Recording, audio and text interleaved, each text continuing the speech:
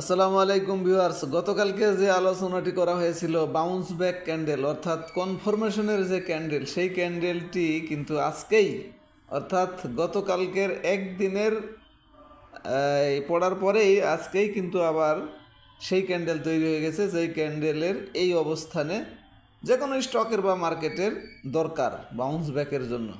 শুধুমাত্র ক্যান্ডেলটা অবস্থান তো ভালোই, কিন্তু এই উপরে একটু শ্যাডোটা বেশি। এই শ্যাডোটা যদি নিচে হতো আর নিচে একটু উপরে হতো তাহলে তো 100-100ই কনফার্ম হতে পারতেন। তো এইখানে উপরে শ্যাডোটা একটু বেশি হয়ে গেছে, নিচেরটা কম হয়ে গেছে, এই জন্য একটু দুর্বলতা আছে। বাকি ক্যান্ডেলের অবস্থানটা এবং ক্যান্ডেলটা এখানে ভালো, বাউন্স ব্যাকেরই ক্যান্ডেল। এই ধরনের ক্যান্ডেল যে কোনো বিয়ারিশ ক্যান্ডেলের নিচে হইলেই ওইখান থেকেই ঘুরে যাওয়ার সম্ভাবনা থাকে। তবে এখন মার্কেটের রেজিস্ট্যান্স গতকালকের যে হাই উঠছিল সেই ক্যান্ডেলটারই হাই, এইটা ব্রেকআউট করলে তখন ওই যেখানে বারবার টাচ করে ঘুরতেছিল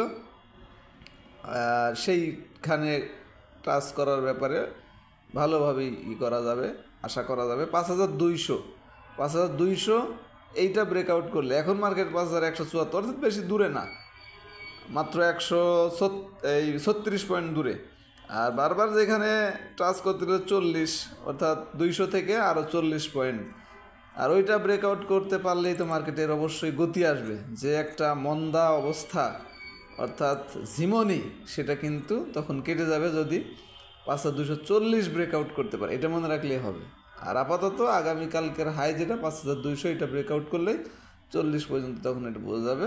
আলটিমেটলি ক্যান্ডেলটি এবং অবস্থানটি ভালো, ভলিউমটাও পজিটিভ। গতকালকে বলা হয়েছিল যে আগামীকালকে অবশ্যই ভলিউমটা বেশি হতে হবে, আজকে কিন্তু সেটি বেশি হয়েছে। দেখুন এখন এইখানে একটু কথা আছে, সেটা হচ্ছে হিস্টোগ্রামের বার। দেখুন গতকালকে মার্কেট মাইনাস ছিল, সেই হিসাবে হিস্টোগ্রামের বারের চেহারাটা এবং মানে সাইজটা ছোট হওয়ার কথা ছিল এবং চেহারাটা হালকা, কালারটা হালকা হওয়ার কথা ছিল, সেটি কিন্তু গতকালকে হয় নাই।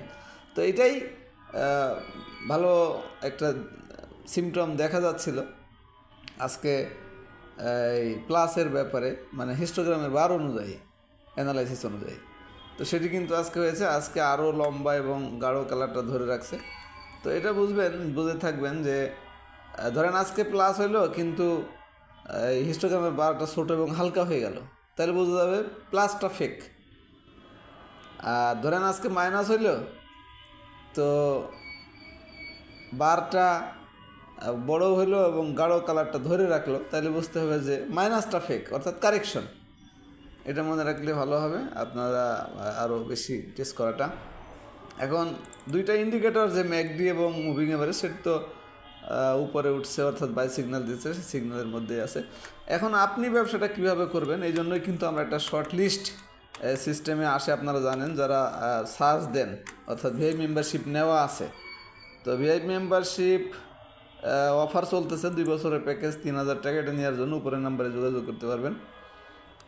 3600 টাকা ছিল, 600 টাকা অফার আর কি। আজকে কোনগুলি বাই করার জন্য সাজেস্ট করতে চলুন সেটা একটু দেখাই। প্রথমে এনগালফিং, মানে গতকালকে লাল ক্যান্ডেলের উপরে আজকে ক্লোজ করতে সক্ষম হয়েছে। দেখুন 35টা স্টকের নাম আসছে, এগুলি সবই কিন্তু মার্কেট সাপোর্ট দিলে উপরে যাওয়ার চান্স থাকবে।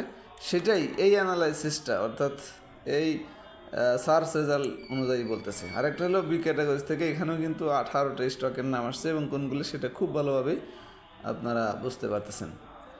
আশা করি এই শর্ট লিস্ট দুইটা আপনাদের ট্রেড আওয়ারে কেনার সময় অনেক স্টকের ভিতরে যখন আপনারা মানে বুঝে কুলাইতে পারবেন না যে কোনটা কিনবো, কোনটা কিনলে বেশি ভালো হয়, এই লিস্ট তখন আপনাদেরকে সহযোগিতা করবে। আশা করি বুঝতে পেরেছেন।